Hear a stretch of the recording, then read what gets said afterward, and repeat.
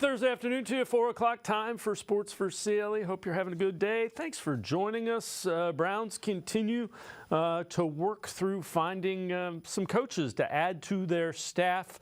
3 of them fired yesterday. Word coming out today, the Browns are interviewing Seahawks offensive line coach Andy Dickerson, former Browns assistant in 2009-2010, to replace Alex Van Pelt as the offensive coordinator. That one, according to Mary Kay Cabot, several sources confirming that they, in fact, were interviewing Dickerson today. Also, something to keep an eye on. Bengals offensive coordinator Brian Callahan had a follow-up interview with the Titans, also meeting virtually with the Panthers. Again, Callahan's second interview with the Titans. There's probably a pretty good chance that if Brian Callahan gets a head coaching job, his dad, Bill Callahan, offensive line coach of the Browns, would head over to that staff. Just think of how good a resource Kevin Stefanski has repeatedly said that Bill Callahan is for him, a guy that has been a head coach in the NFL. Let's welcome in Quincy Carrier, Untitled, Unfiltered Browns coverage. Quincy, we'll get to some of the names of the offensive coordinators in a little bit, but you connect the dots. Man, if Bill Callahan leaves, that would be something that would be felt, I think. He's done a great job with this offensive line. Yeah, he's done a great job with the offensive line and putting together some stuff for the run game. But also, you know, sometimes coaches can be really good at a spot, but they're just there so long that their impact kind of plateaus a bit. And that might be something that you could benefit from if you do have to move on from him, because Brian does get a job. Bill's one of the best coaches. Obviously, you don't want to lose him. But if you do have to lose him, you also have guys who've been in that room for a while, right? It's not like we're breaking in a bunch of rookies there at the offensive line. You still got Joel. You still got Wyatt. Ethan Posik's a veteran player. So that's at least the silver lining, is that you're in a position that if you have to hand it off, that you can handle it. Yeah, and you certainly understand that he would want to go and be on his son's staff. All right, let's head to the voicemail of Truth and Reason for the first time today. How y'all doing? It's your boy Cardiac Kid. I know everybody talking about who should be the new OC. You know, is Kevin gonna give up plays? It should be one name that the Browns should be concerned with: Eric Bieniemy. Now, I don't know if Washington is gonna make him their head coach, but if not, I would reach out and say, hey, would you like to take one more lateral move? Because, you know, Washington ain't a good setup for him, but he come with Deshaun and this offense weaponry that he got with Chubb and them coming back. I think Eric Bieniemy should be number one, and they should see what it's about. But what y'all think? Have a nice day. As always, appreciate all the voicemails. Quincy, I can't get a feel for Eric Bieniemy. Something doesn't add up. I mean, you look at the offense in Washington. Sam Howell I think Sam Howell's still getting hit from Week 18. I don't know what it is about, and they didn't come right out and say Bieniemy was you know, a strong candidate. So there's just something that isn't quite adding up with Eric Bieniemy. Yeah, I don't know what it is, and I'm not going to try to speculate on what that may or may not be. What I can do is look at his resume, and his resume is pretty good. You look at also what makes him a unique candidate for the Cleveland Browns is Eric Bieniemy used to coach in Minnesota. We all think about the Kansas City days of Eric Bieniemy, but he's been a coach in the NFL for much longer than that. He was a running backs coach and then a run game coordinator in Minnesota. At the same time, one Kevin Stefanski was also an assistant coach during there. So if they have a good relationship and they feel like they can work with each other, I do think that would be a good move for Kevin. Like, he's a different offense and Kevin likes to run, somebody you have work experience with.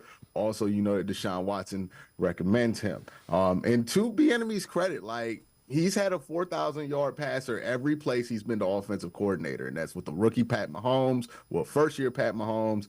That's with Sam Howell, which, hey, look, I understand it. Sam Howell had 21 interceptions, but Sam Howell throwing for 4,000 passing yards in the NFL, it's pretty difficult to maintain and have happen. So I think he is a good offensive coordinator.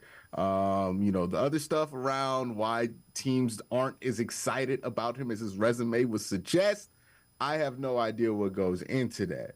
But I do know that Eric Bieniemy, if you're just looking at this on paper with resume for resume, he has one that makes a ton of sense for the Cleveland Browns.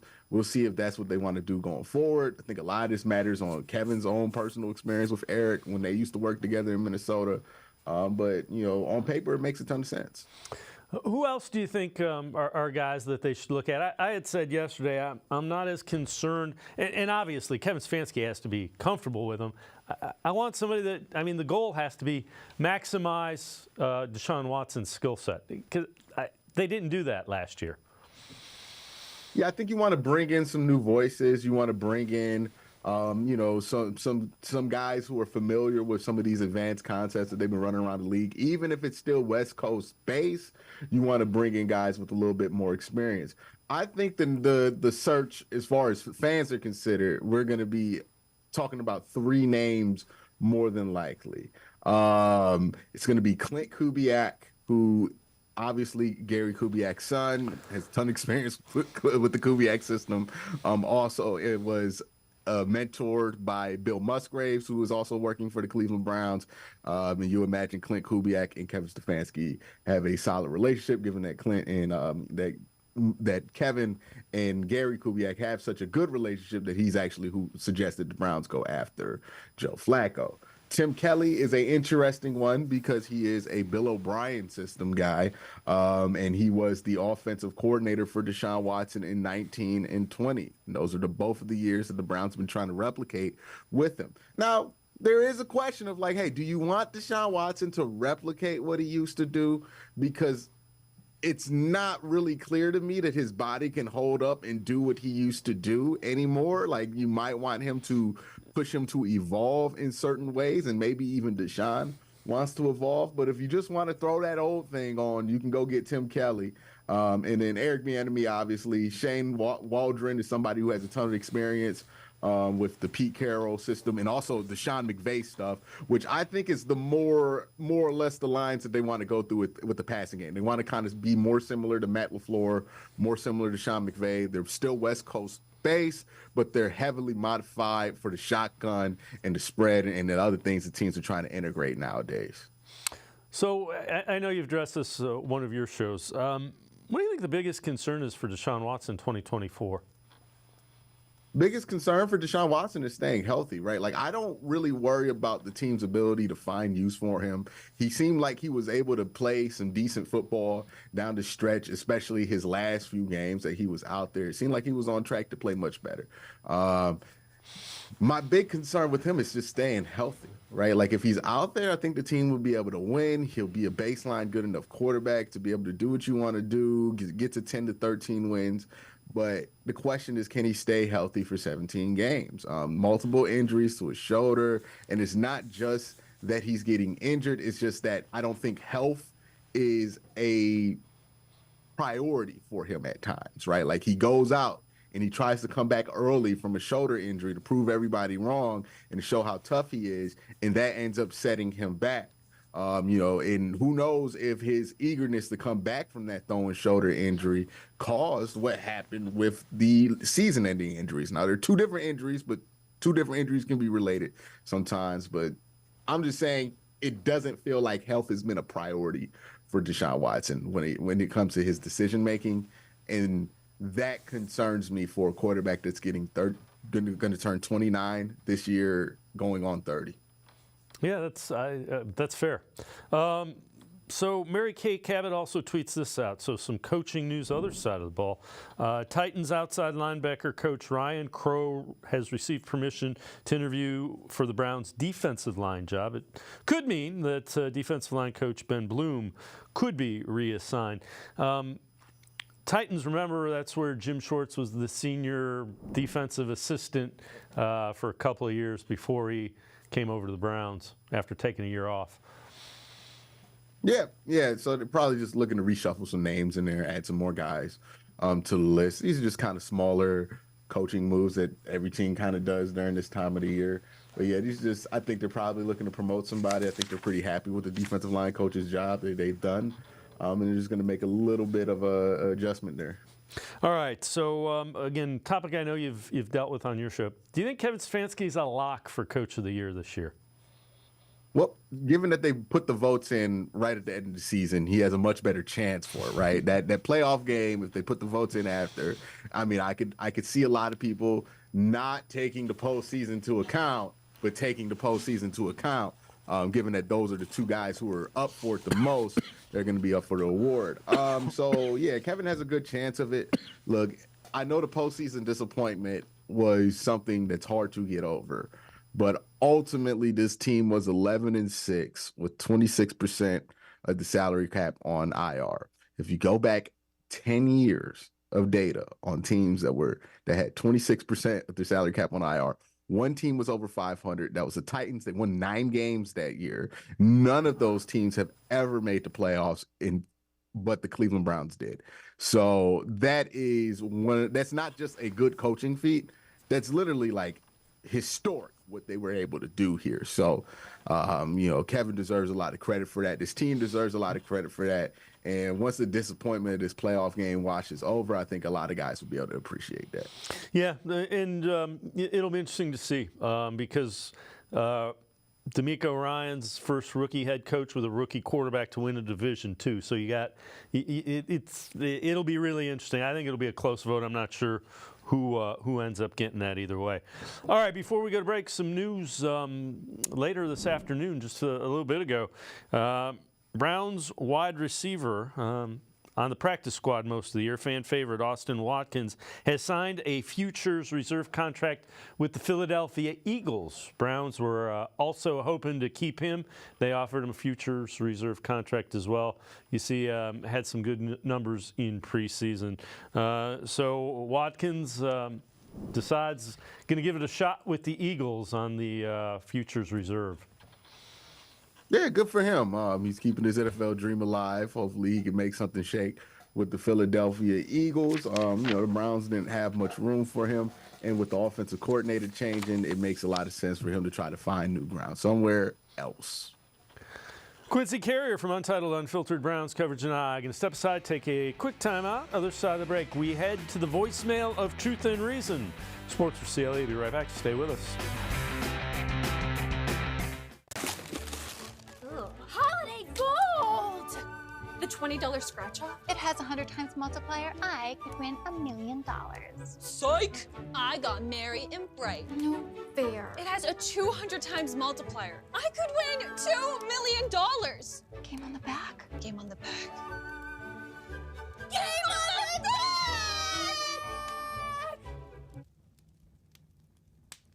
Game on the back! Game on the back! Game on the back!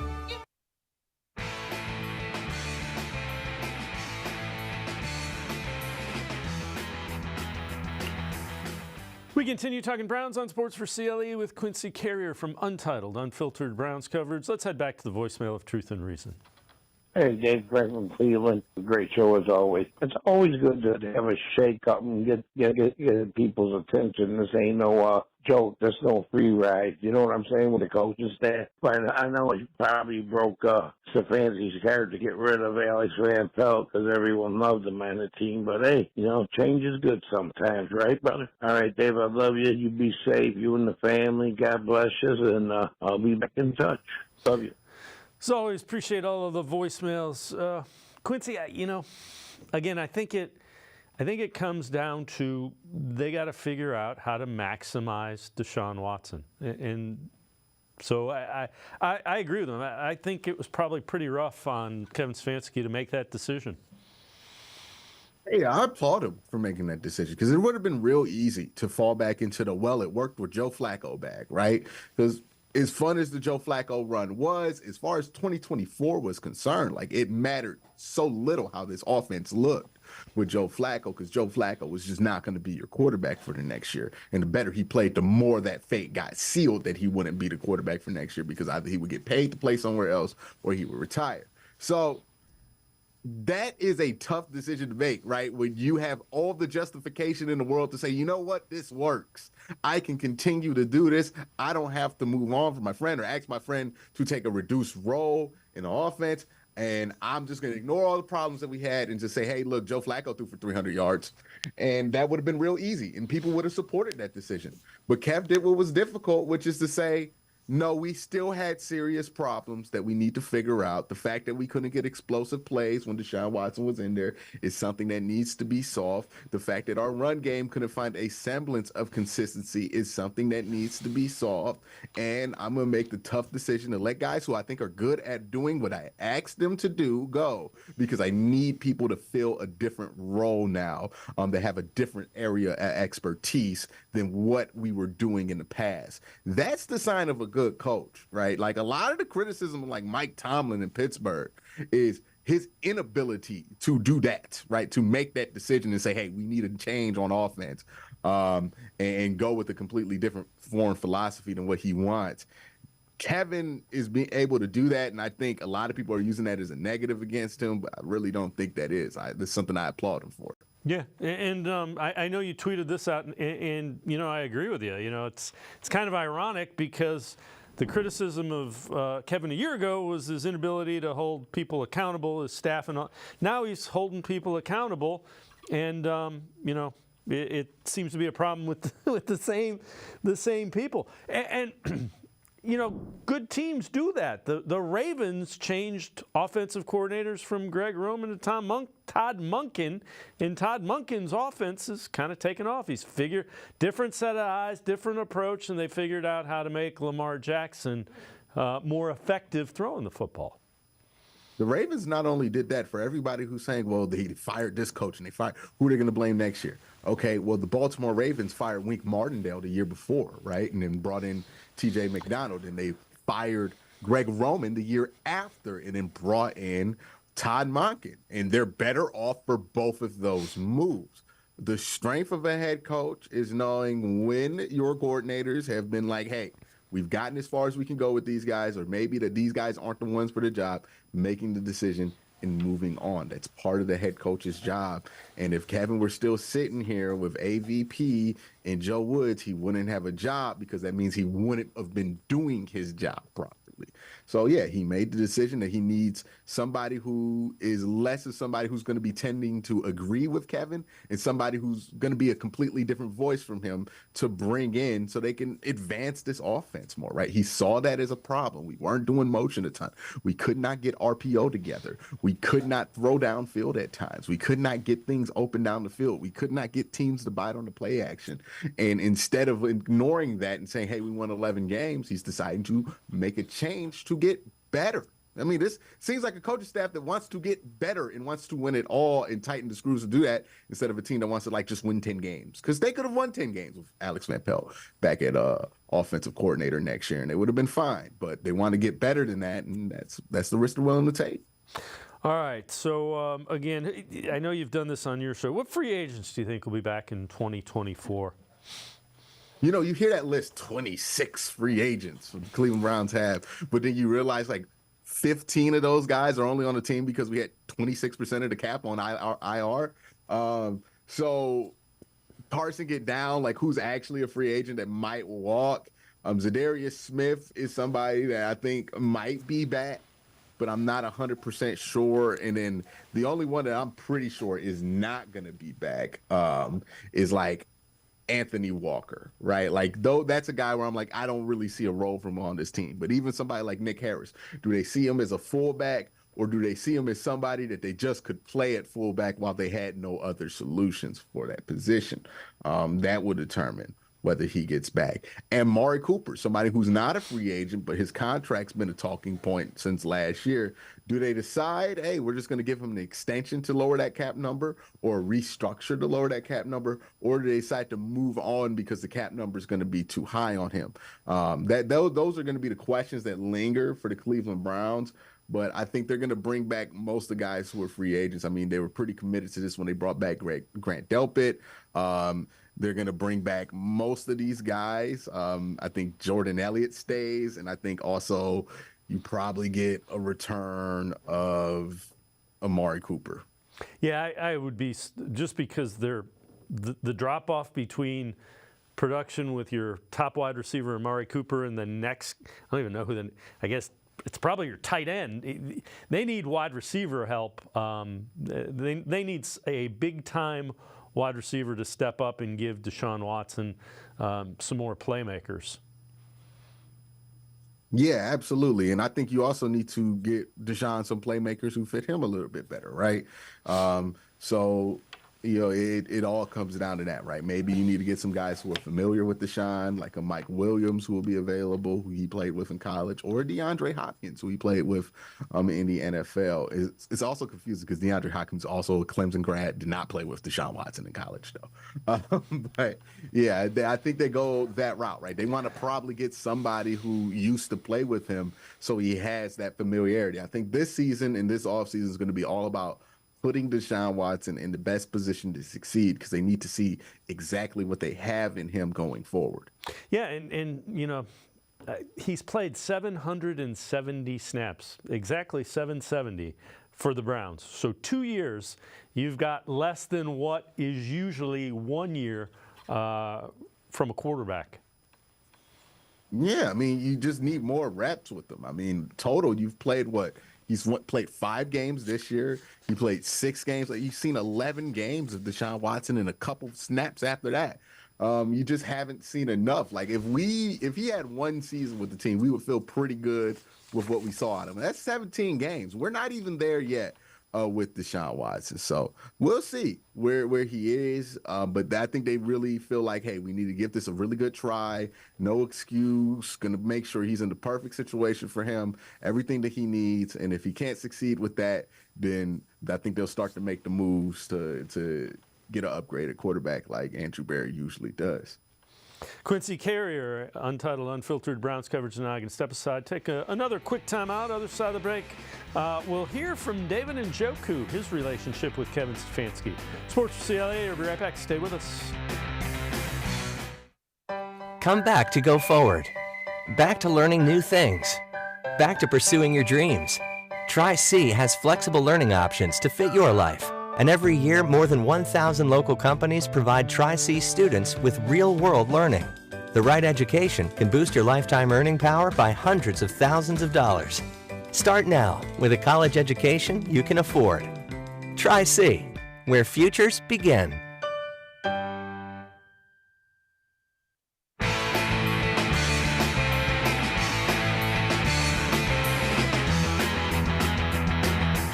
We continue talking Browns with Quincy Carrier, Untitled Unfiltered Browns coverage. Browns tight end David Njoku, really big-time finish to the season this year. He talked about his relationship with Kevin Stefanski. This from the Up and Adams show. Talking about Kevin, yeah, I mean, this is, our relationship is night and day from, when he first got here. Obviously, his first year, I was trying to leave, and it was a bunch of just turmoil, a bunch of dramatic thing that wasn't really necessary at the time, but I feel like it was much needed to happen to build our relationship, as strong as it is now. Yeah, I mean, we're it's like a 180. I had an exit meeting with him a couple of days ago, and that was the first thing we talked about was how crazy this all transpired. It's really like a beautiful story, but the story's not finished yet. You know what I mean? We got a long way to go. We got a lot of more work to do. We're going to take a few weeks or so just to decompress and get away. But, I just each time we fall short, it makes me and the team that much more hungry to achieve what we came here for. And Quincy, when you think about it, historically, Deshaun Watson has been really effective with tight ends that are big and that are I guess what I'm getting at, David Njoku should be a weapon for Deshaun Watson, much more so than we saw in the limited action that he had this season. Yeah, absolutely. I mean, we should see some return to that for Deshaun Watson and David Njoku, given how David Njoku also proved himself at the end of this season as well. And I think one of the stories that comes along with David Njoku is something that we should all remember. It's because whenever something happens with the player and there's conflict that we know about with the player and the coach or player and the management, our first assumption is that you got to get rid of them, right? Like that's the only way to solve the problem. One of the things I think that makes Kevin Stefanski separate himself from a lot of other head coaches out there is that he didn't take that route. It would have been real easy to just let David Njoku go or force the team to cut him or whatever it was. But Kevin decided, I'm going to work on this. Like he's going to deal with it. He's going to have his issues. He's going to be mad for a little bit, but we're going to work on this and we're going to improve this relationship steady by steady until he's now one of the leaders of the team. It's easy to give up on somebody at their lowest moment, but Kevin has chosen to do the work and work with guys to get them built back up to what they should be or even exceeded that. The other thing that's important to remember is when they were having those issues, he was 21, 22. I mean, he was 20 when he came into the league. So, I mean, he is a young guy. Somebody that's got 7 years in the league is 27 years old. So people, a little bit, you get around things a little bit and you're not as demanding about some things. You understand some things. And I think that's probably what happened with David Njoku. Yeah, both sides mature and relationships grow around that maturity and all of that. It's just important to remember just because something is something one day doesn't mean it's always going to be that way. Yeah, without question. All right, this from NFL.com, weighing fifth-year options for 2021 first-round selections. Browns have a couple of them. So Greg Newsome, pick number 26, exercise the option question. They say yes. Newsome been a viable player for Jim Schwartz. He's shown enough talent and playmaking ability alongside Denzel Ward and Martin Emerson to merit Cleveland picking up his option. Also, this one is a little bit of a surprise. Alex Leatherwood, he was 17th in that draft. Exercise the option, they say no. Most controversial first-round pick of 2021 draft. Leatherwood cut by the Raiders after his rookie season, picked up by the Bears, spent 2023 on the Browns practice squad. I would be stunned. Well, I wouldn't say that. I would be surprised if they didn't pick up Greg Newsome's option. And Leatherwood, he's a big guy. He's a big guy that's intriguing. I want to see. What. We don't got to act like that's a serious conversation. Alex Leatherwood, we're surprised that his fifth-year option is valid. We're like, wow, you still get that after being released by two teams. I did not know that. I'm like, I thought it was only for like the first team that had you or maybe the second team if they pick you up on waivers. I did not know that you could be completely cut from your rookie contract and then get your fifth-year option. No, Alex Leatherwood, definitely not. Again, that's not even a conversation. I don't even think they have to have a team meeting about that one when it comes up. Greg Newsome is the one that you have to have the meeting about.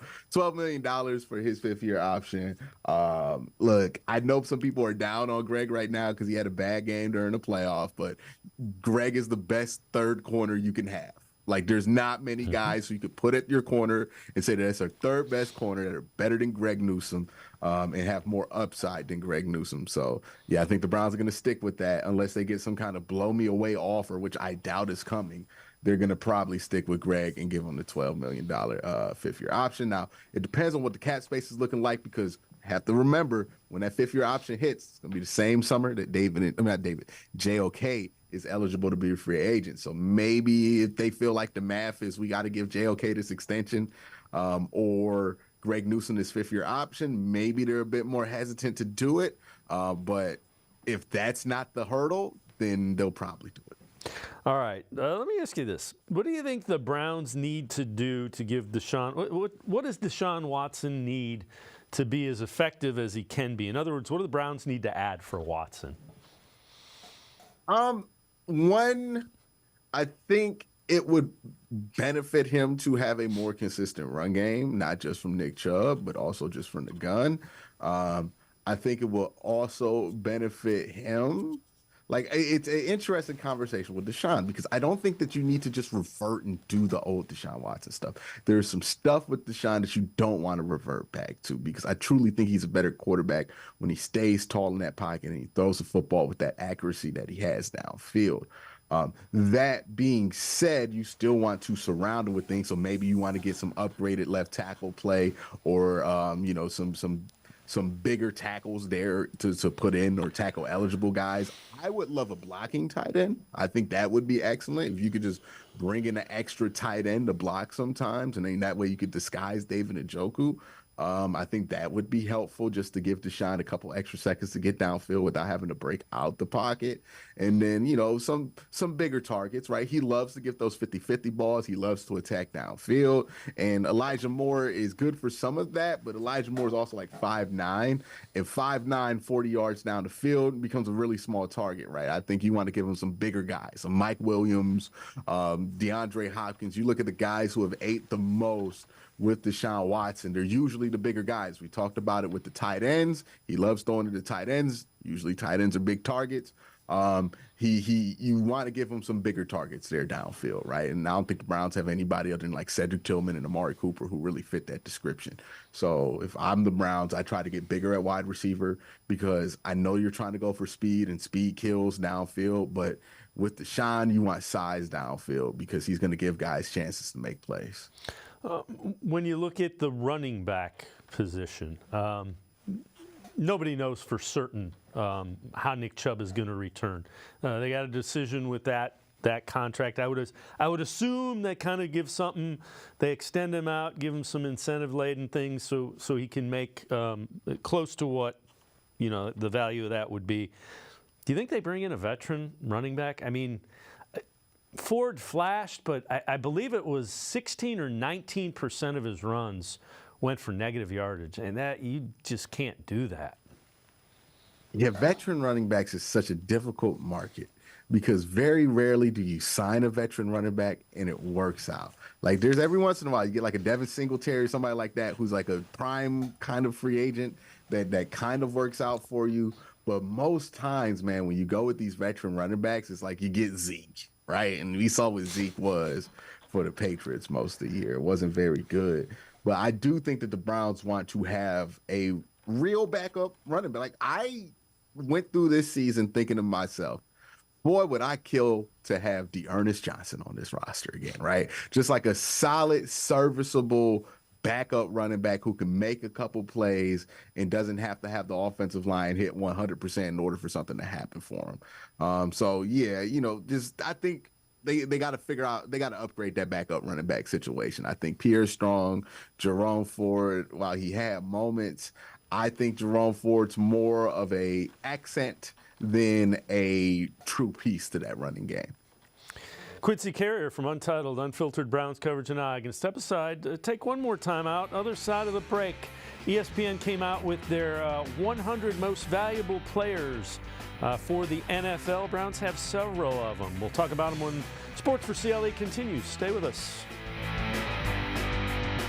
The Ohio Lottery Partners in Education program is dedicated to recognizing exceptional students, teachers, and schools throughout Ohio.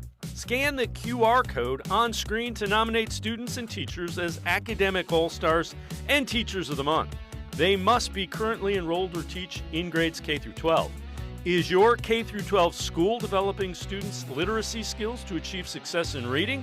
If so, you can nominate your school for the School of the Year. Students can win $100, teachers can win $500, and schools can win $2,500. Scan the QR code, fill out the forms, and nominate deserving students, teachers, and schools today. The Ohio Lottery Partners in Education program takes pride in honoring exceptional students, teachers, and schools across Ohio. Submit your nomination today. It's fun, fast, and free.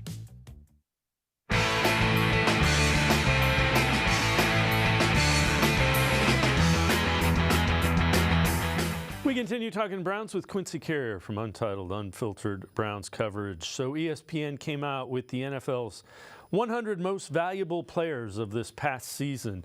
Browns had 4 of them. Checking in at number 9, Myles Garrett, edge rusher. Garrett led the NFL's best defense this season, as was one of the best in recent years. Cleveland's minus .11 EPA per play was the best of any team since the 2019 Patriots. Also checking in in the top 50, Amari Cooper checks in at number 47. Denzel Ward a couple of spots behind him at number 50. So 2 defenders and an offensive player in the top 50. Then checking in at number 99, Jeremiah Owusu-Koramoah. Quincy, I know you've addressed this topic. Why do you think JOK is kind of the key to the Browns' defense in 2024? Whenever we think about who's going to be the tag team partner to Myles Garrett, we kind of always assume that's going to be another edge rusher, right? It's going to be Olivier Vernon. It's going to be Emmanuel Agba. It's going to be Jadeveon Clowney. It's going to be Zadarius Smith. But I want to ask the question, does it have to be an edge rusher? Like, does that other edge rush position have to be what makes teams pay for double teaming and triple teaming Myles Garrett? Because what we saw in the last month of the season was the player that benefited most from the attention that Myles Garrett was getting was not Zadarius Smith or anybody else on that defensive line. It was Jeremiah Owusu-Koramoah. And I wonder if we got to see it with JOK playing at this level on the field with Grant Delpit out there, could those two working together be what stops teams from wanting to double Myles? Because not only are they fast, very instinctual, smart players and sure tacklers, but also they're malleable, right? Zadarius Smith can be in 3 places on the field. He can be on the opposite side of Myles, on Myles' right shoulder, or on Myles' left shoulder. That's where you can line up Zadarius Smith. But JOK and even to an extent Grant Delpit, those guys can be at like 7 different spots on the field.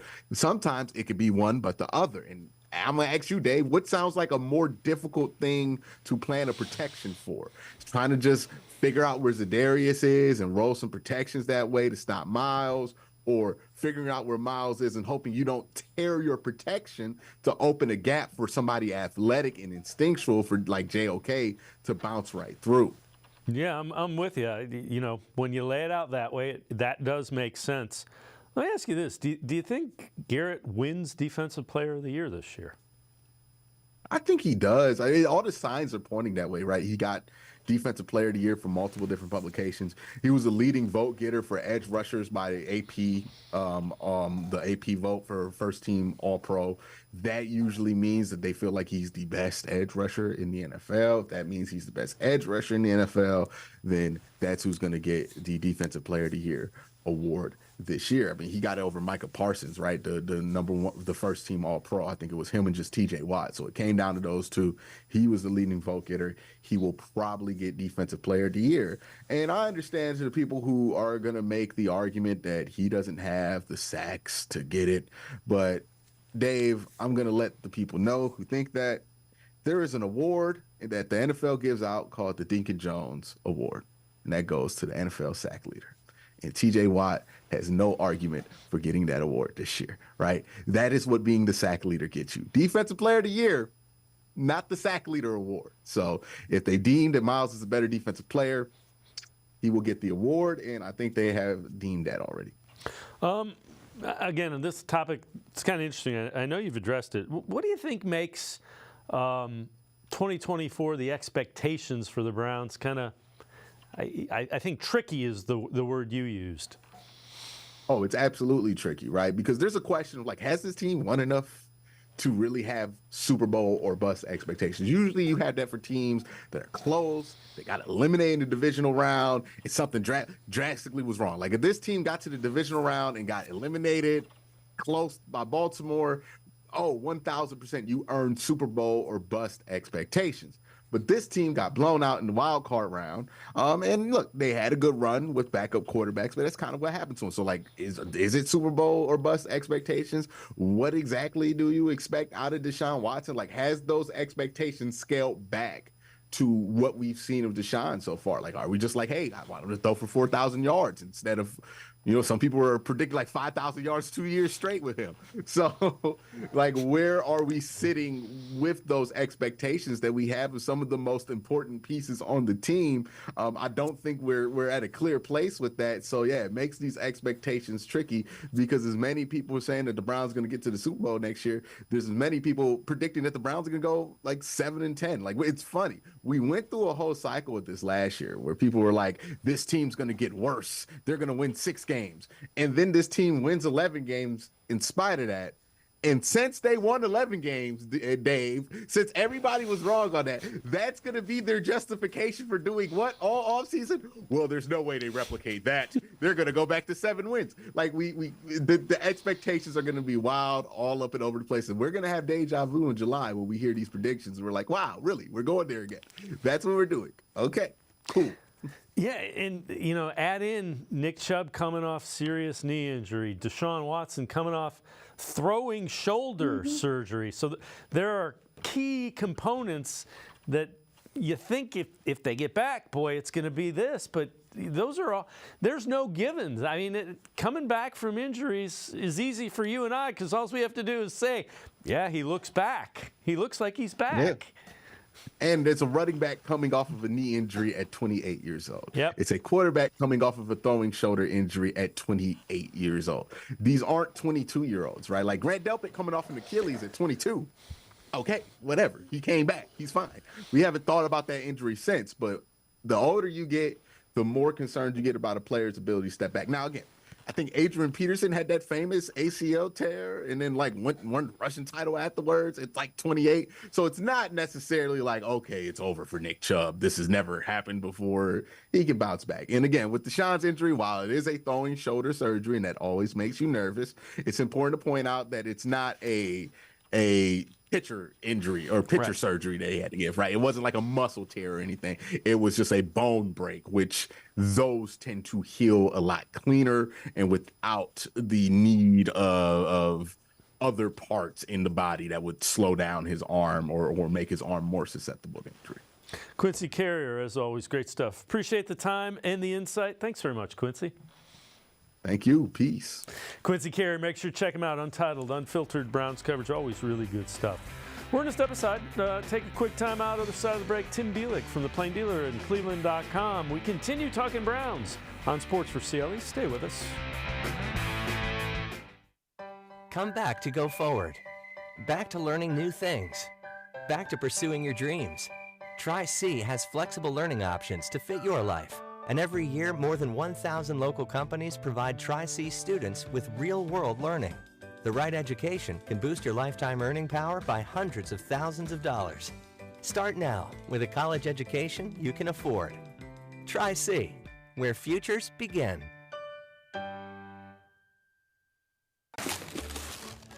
Holiday gold!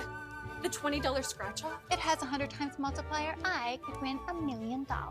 Psych! I got merry and bright. No fair. It has a 200 times multiplier. I could win $2 million. Game on the back. Game on the back. Game on the back!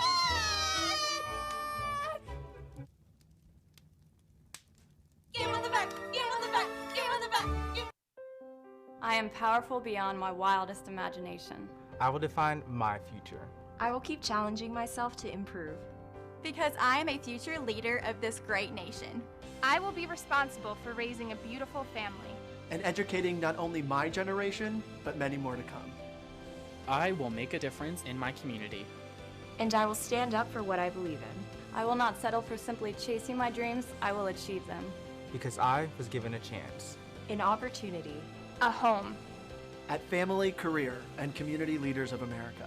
The ultimate leadership experience. FCCLA has been one of the greatest experiences of my life. It's made me who I am today. Join us.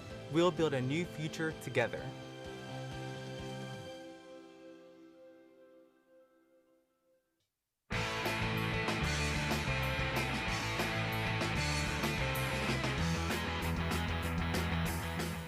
We continue talking Browns on Sports for CLE. Browns tight end David Njoku talks about the 2023 season. This from the Up and Adams show.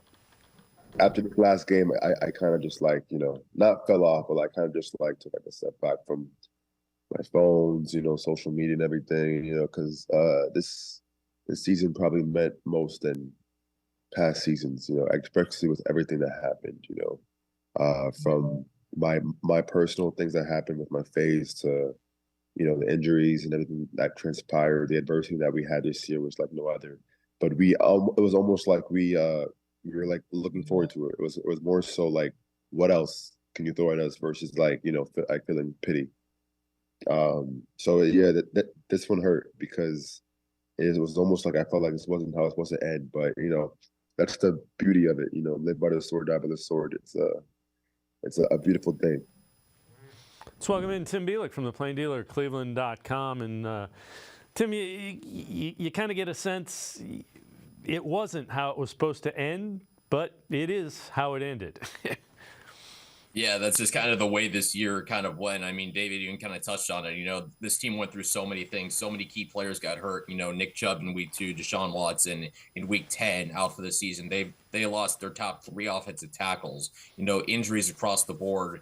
And, they still somehow made it to the playoffs. In some way, that in and of itself is an accomplishment. But then you kind of have the ending that they did in Houston where C.J. Stroud just carved them up. And then you have the 2 backbreaking pick sixes in consecutive possessions by Joe Flacco. And, it kind of takes what felt like a storybook season, like a season of destiny in some ways, and just kind of leads to this weird feeling like, wait, it's over?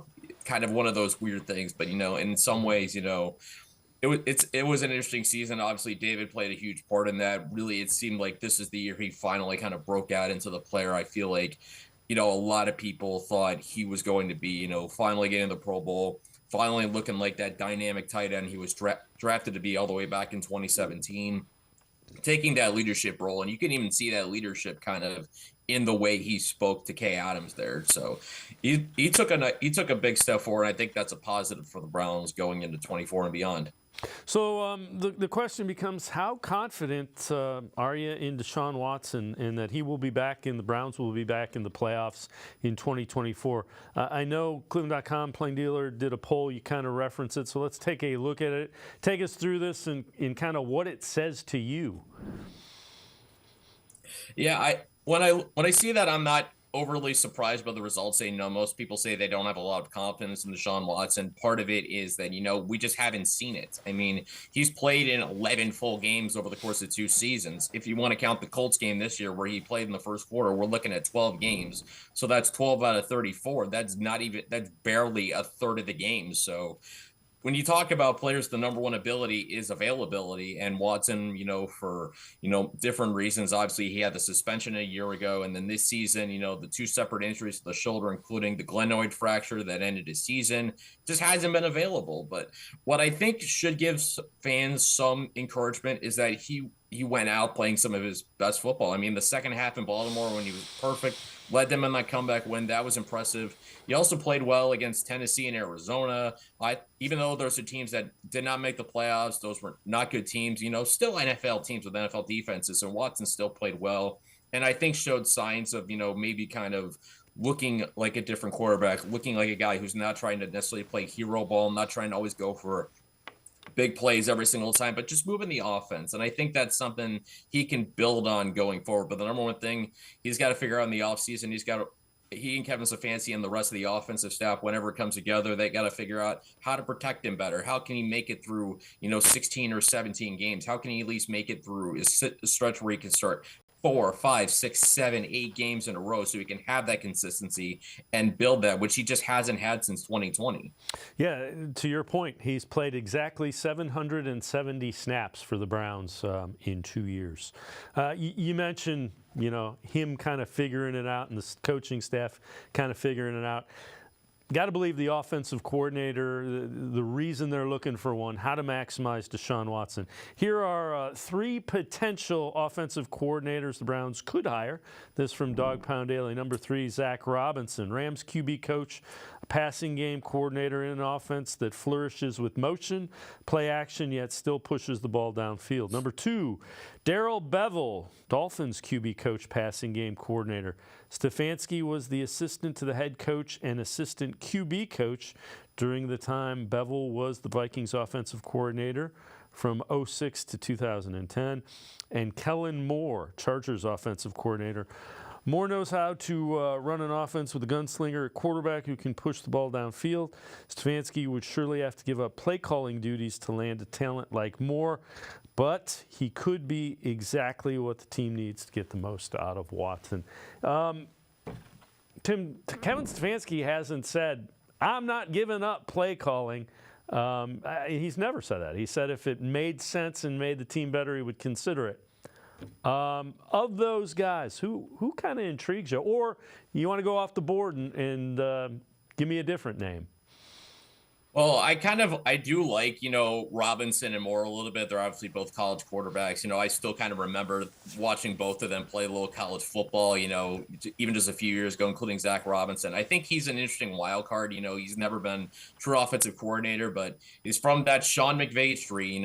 That's kind of the new thing is the Sean McVay tree. And if you're looking for new ideas, different things to bring in the offense, from where Kevin Stefanski has been, his connection with the Kubiaks and the Minnesota Vikings, going outside of that sphere into the McVay sphere with Zach Robinson, I think is an interesting way to go. I mean, you saw what they did in 2023, really had a bounce back season. Matt Stafford looked healthy. They got great production out of some young players in Kyron Williams and Puka Nacua, really helped those guys really find roles in an offense. And when you look at a Sean McVay offense, it's very creative.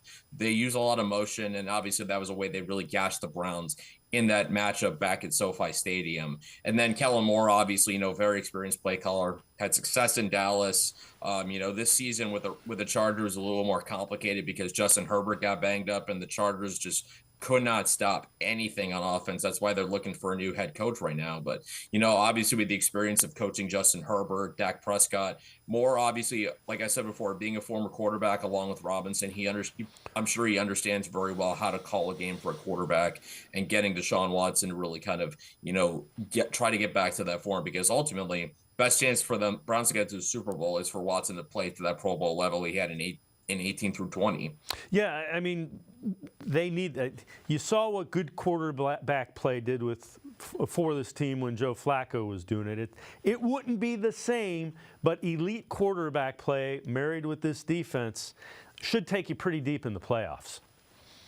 Yeah, I mean, just look what the Texans did to the Browns. I mean, I even said it on Saturday. I thought Bobby Slowick, the offensive coordinator, called a perfect game for C.J. Stroud. He took the defensive line completely out of the equation, which is so hard to do.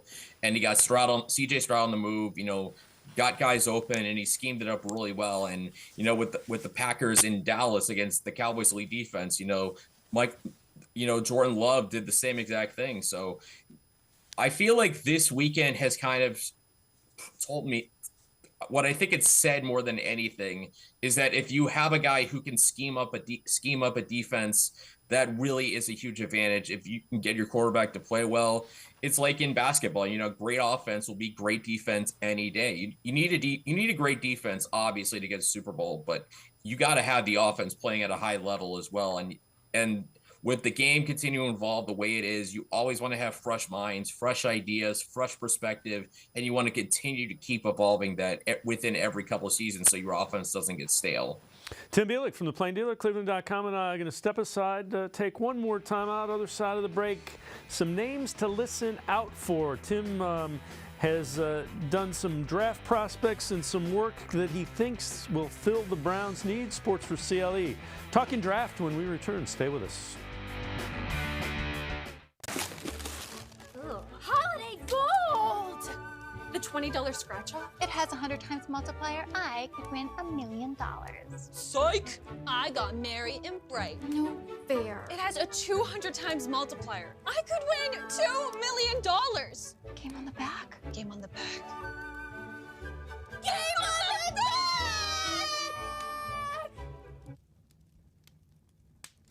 Game on the back! Game on the back! Game on the back! Game.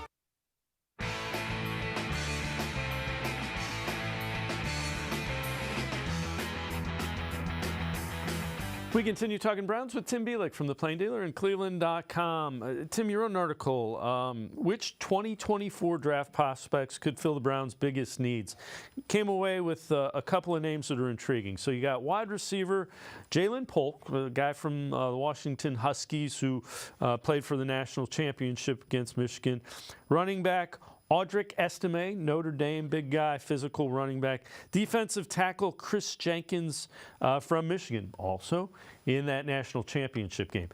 Take us through, let's start with Polk. What do you like about him? What do you think fits with what the Browns need? Well, what I see with Jalen Polk, he's got very good size. You look at his measurables, 6'2", 204 pounds. He's got obviously good size, and he knows how to use it. Comes from a Washington receiver corps where coming into the season, he was kind of the third guy in that trio behind Rome Odunze, who's going to be a top 10 pick, and then Jalen McMillan, who was the guy who should be another day 2 pick. But Polk was a guy who really kind of rose up throughout the season, and the big thing is he is really going to get contested catches. According to Pro Football Focus, a contested catch win rate of 54.2%. That's incredible. 69 catches, 1,159 yards, 9 touchdowns. Had a big game against Texas in the Sugar Bowl. May not be the fastest guy, but he adds more size on the outside. You can pair him with Amari Cooper and Cedric Tillman. All of a sudden, you have a couple good tall receivers out there for Deshaun Watson to throw the football to. And I think, you had Quincy on earlier. He was talking about taller receivers, and I think Jalen Polk kind of fits into that mold. And in general, when I look at this class of receiver, it's outstanding. I mean, when I get to my draft rankings for positions, this might be my number one position because it's deep. There's a lot of guys I like, maybe higher than Jalen Polk, guys like Troy Franklin, Adonai Mitchell, Ladd McConkey, but I doubt I don't know if those guys will be there when the Browns pick, 44, 54, 55, whenever that is. So that's kind of what I look at for receiver. Going off to running back, I look at Audric Estime. What I find interesting with Estime, his measurables are the exact same as Nick Chubb, 100% the same. 5'11", 227 pounds, getting to watch Notre Dame. This is a guy who is a big, powerful running back. 1,341 yards, 18 touchdowns for Notre Dame. Kind of looks like your typical bowling ball back, and in some way he is, but he what he does well is he reads the field very well. Has very good vision, and he's more elusive than you would think. And again, going to the advanced numbers, forced 64 missed tackles this season. That's an incredible number in college. And when you have a running back who can make guys miss, especially 227 pounds, I mean that's a big thing to have. And I also went to the further advanced numbers. There's a stat out there called explosive run rate where you're looking at, how often you're breaking big runs, and advanced numbers will tell you that's more indicative than anything of a running back success. Audric Estime on his runs this season, 10.5% of the time he gained 15 yards or more, and that's impressive. That's a high number compared to Nick Chubb in his draft year. 10.3%. So that's pretty impressive. So he's a guy I would look at in that third round area. He's a running back I really love. And then going to the defensive side, Chris Jenkins from Michigan. I'm big on bloodlines. I am very big on bloodlines as far as, sons of former NFL players. That's why, even a receiver, for example, I'm also big on Brendan Rice from USC, Jerry Rice's kid. So I look at Chris Jenkins, the son of a former All-Pro with the same name. Great size, 6'3", 305 pounds, a tremendous athlete. If you look at Bruce Feldman of The Athletic, he does his annual Freaks list, which is a ranking of the most athletic guys in college football. Chris Jenkins is very high up on that list. Tremendous run defender, incredible athlete. He's great at stopping the run, which is something the Browns could always continue to have. Another good, run-stopping defensive tackle. Jenkins does that, I think, with tremendous mobility and power. He just kind of needs to get his pass rush moves harnessed a little bit. I think when that happens, over the course of his career, you could really have something in that interior. Let me ask you about a guy that played with him in Michigan. What do you think about Blake Corum, the running back? Does he fit with what the Browns might be looking for? From a talent perspective, I would say yes. I mean, there's no question Blake Corum is one of the most talented backs in college football. I mean, you could just see, what he's done the last 3 seasons, especially this year, running for big yards. I mean, the way he played against Alabama, coming up with that clutch go-ahead touchdown overtime. 5'8", 210 pounds. He's not the tallest guy, but he is tough to bring down, and he is fast, very agile, quick, and he's got a lot of great physical tools. The reason I say talent, yes, but maybe a lot of other things, no, is because Blake Corum is 23 years old.